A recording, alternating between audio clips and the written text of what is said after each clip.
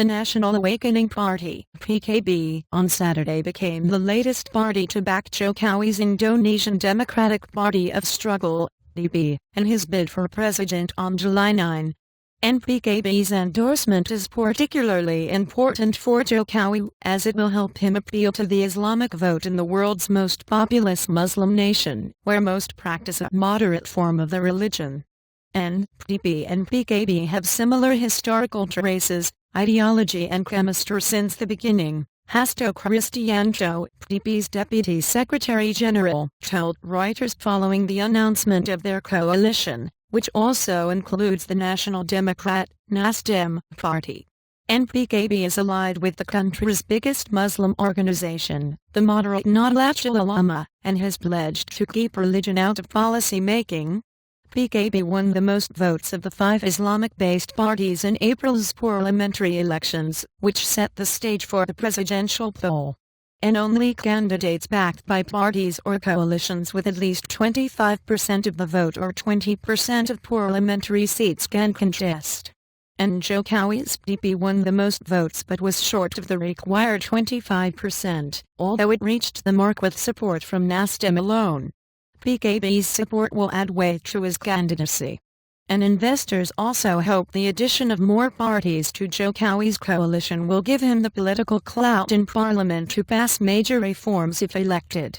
PKB's policy outlook was in any case already broadly aligned with DP. PKB doesn't believe in mixing religion with politics, Helmi Faisal, a senior PKB official told Reuters. The only concern we have about religion is how to ensure religious freedom for everybody, including minorities. Analysts say PKB, which backs agrarian reform, is unlikely to change the nationalistic agenda of Jokowi and DP. PKB's pluralistic ideal is also in line with DP's nationalist ideal of unity and diversity. As such, we don't expect that either DP or PKB will lean towards more sectarian views, said Piper Narendra, a Jakarta-based senior associate of corporate advisory firm Vrians & Partners. Jokowi, who has so far been largely silent on policy details, has indicated he would phase out agricultural imports with the aim of achieving self-sufficiency.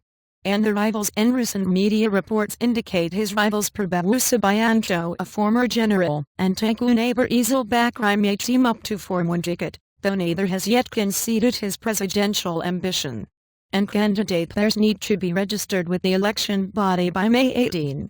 If no candidate wins a simple majority in the July race, there will be a second round in September.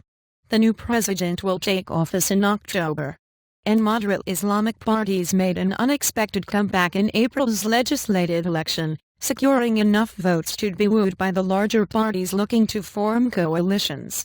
Indonesia's 5 Islamic parties managed to get more than 31% of the vote in the April election, up slightly from the record low of 29% in the 2009 poll.